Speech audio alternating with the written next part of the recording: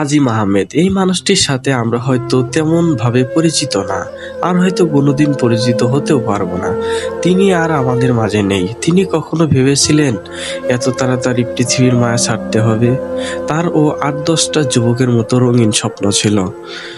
নাম করা একজন সিনেমা অটোগ্রাফার হবেন, বাবা ছাড়া ছেলেটি সংসারের হাল ধরবেন, মায়ের স্বপ্ন পূরণ করবেন, একদিন অনেক টাকার মালিক হবেন।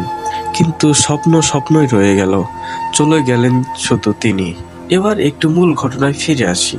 জনপ্রিয় ইউটিউবার RS ফাহিম এর সিনেমা অটোগ্রাফার ছিলেন আজিম আহমেদ। ফাহিমের একটি ব্লগে শুট করতে শনিবার সকালে সিরাজগঞ্জ পৌঁছায় তারা। সিরাজগঞ্জ চায় বাগানে ব্লগে শুটিং শেষ করে হোটেলের উদ্দেশ্যে রওনা দেয় তারা। হোটেলে যাওয়ার সময় সামনের গাড়ি সানরুফে দাঁড়িয়ে ফাহিমের ভিডিও করছিলেন আজিম। SS রোড দিয়ে বেনাপোল পার হওয়ার সময় একটি লোহার বারে প্রচন্ড গতিতে আঘাত পায় আজিম।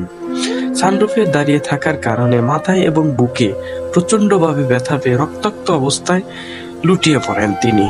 এরপর সিরাজগঞ্জ সদর হাসপাতালে পৌঁছানোর আগেই RS ফাহিমের ক্যামেরাম্যান মারা যান আজিম।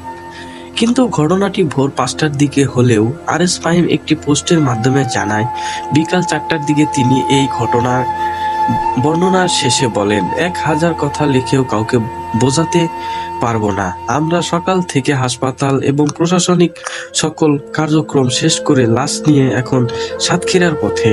কিন্তু সিরাজগঞ্জের এক স্থানীয় সাংবাদিক ফেসবুক পোস্টের কমেন্টে লিখে বলেন, একটু লজ্জিত হন, আপনি সকাল থেকে পলাতক ছিলেন। আমরা 15 থেকে 20 জন সাংবাদিক ছিলাম। থানায়, হাসপাতালে ও মর্গে কোথাও আপনাকে পাওয়া যায়নি।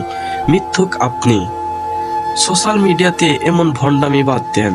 আপনি হোটেলে ঘুমাইছিলেন।